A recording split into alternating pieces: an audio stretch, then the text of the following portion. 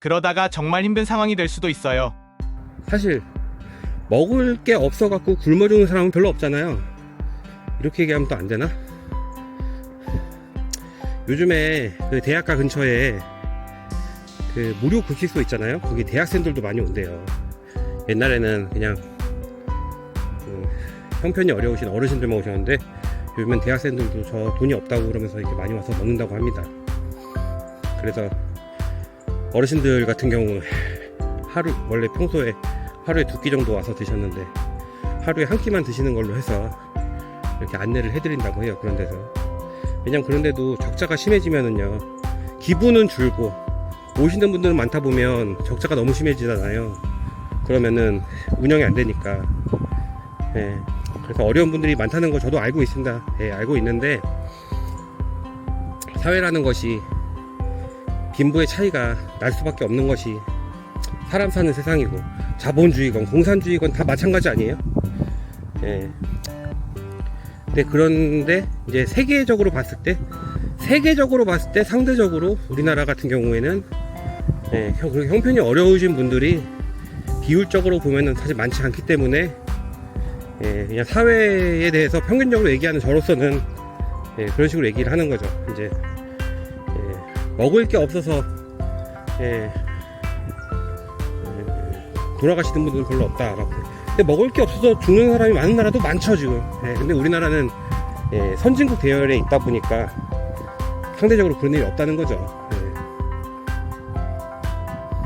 우리나라의 월 평균 수입이 제가 뭐 여러 번 얘기했지만 개발도상국들 뭐 여러 국가들 있죠. 뭐 베트남이니 미얀마니 뭐 필리핀이니 뭐 그런 국가들의 10배예요 우리나라. 물론 물가도 매우 비쌉니다만은 그 나라의 10배는 아니에요 또 물세가가. 예. 그러니까 제가 어릴 때 미국으로 돈 벌러 가거나 일본으로 돈 벌러 가거나 하시는 분들이 많이 있었거든요. 왜냐하면 우리나라보다 수입이 좋고 거기도 물가가 비싸지만 열심히 아껴 쓰고 먹는 거 절약하고 하면은 큰 돈을 우리나라 돈으로 큰 돈을 맞을 수가 있으니까 예, 국제 취업을 많이 했었는데 저희 이모 같은 경우에도 일본에 가서 일을 했었다 그러고. 그런데 실제로 우리나라가 지금 그 위치까지 왔다는 거죠. 대단한 거예요. 예, 불과 예, 내란이 일어난 지 50여 년 만에 전 세계의 강대국으로서 이렇게 지위를 가져가고 경제 대국이 되고 그리고 이제 남북이 분단되어 있는 이 상황에서 예, 그리고 압도적인 경제력에서 기인한 예, 강력한 군사력으로 북한의 침략을 억제하고 있는 이런 상황. 예, 대단한 거죠. 그리고 저희 아버님, 할아버님들이 정말 고생 많이 하셨어요. 큰일 많이 하시고 자유 억압 당하시고 노동력 다 저임금으로 다 이렇게 애쓰시고 국가를 위해서 자기 자식들을 위해서 후손을 위해서 정말 고생 많이 하셨어요. 그걸 아셔야 돼요. 여기도 두 사람이 오네.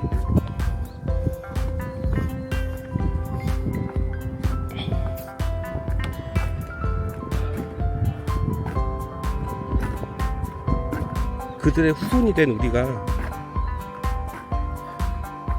힘들다, 뭐 취업 마음에 드는 직장이 없다, 그렇다고 나보고 나가서 청소나 하라는 거냐,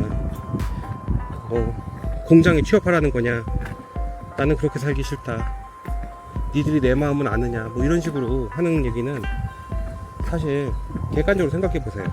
푸념으로밖에 안 들려요.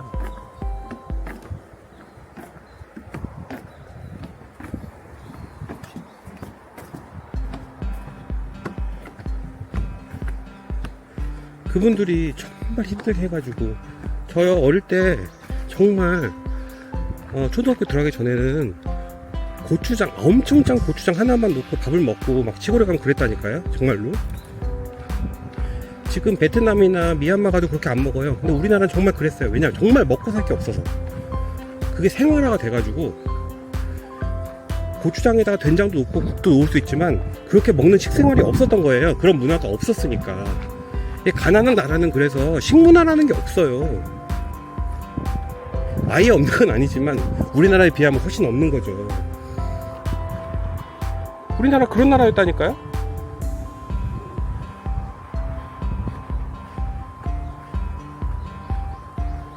그러니까 지금 우리나라는 일자리는 되게 많잖아요. 되게 많아요. 근데 그 상당수가 우리 젊은 청년들이 원하는 일자리가 아닌 거예요. 청년들이 원하는 일자리는 되게 작은, 지금 청년들의 인구에 비해서 적은 거죠. 모두 다 그런 일자리를 갈 수 있는 구조를 가진 나라는 전 세계에 아마 없을 거예요. 근데 거기서 불만을 가지려면 얼마든지 불만을 가질 수 있어요. 어떤 사회도 불만을 가질 수 있습니다. 하지만 시야를 전 세계적으로 좀 둘러보셨으면 좋겠어요. 그러면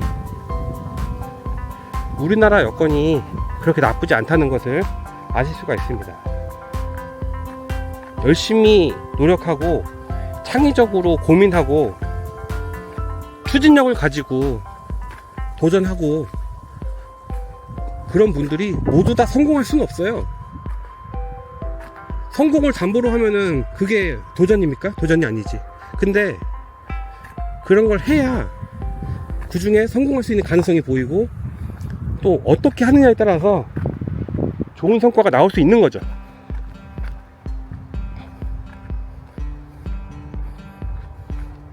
저요?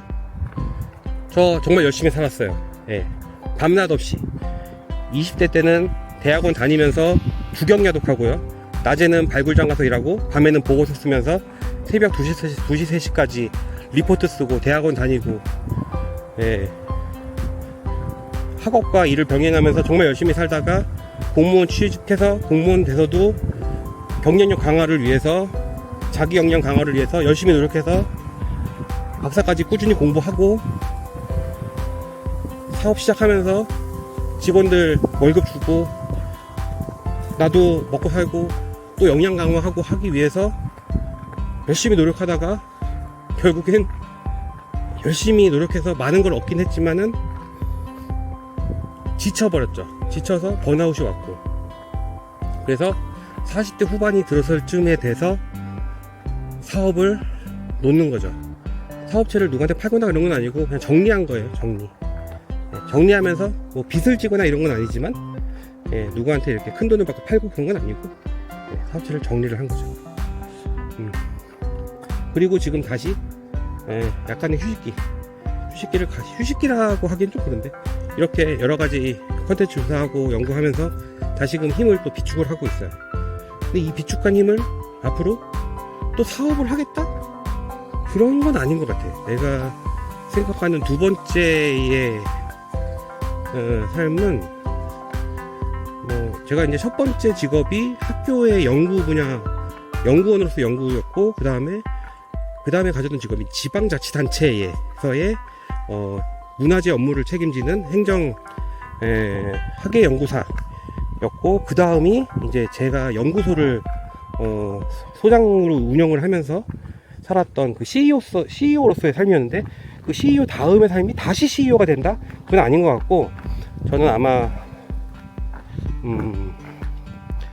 좋아하는 연구를 하면서 여러 사람들과 대중들과 소통하는 그런 관련된 직업과 뭔가 소통이 되는 그런 직업을 하지 않을까. 예. 그런 얘기를 하다 보니까 도착했네요.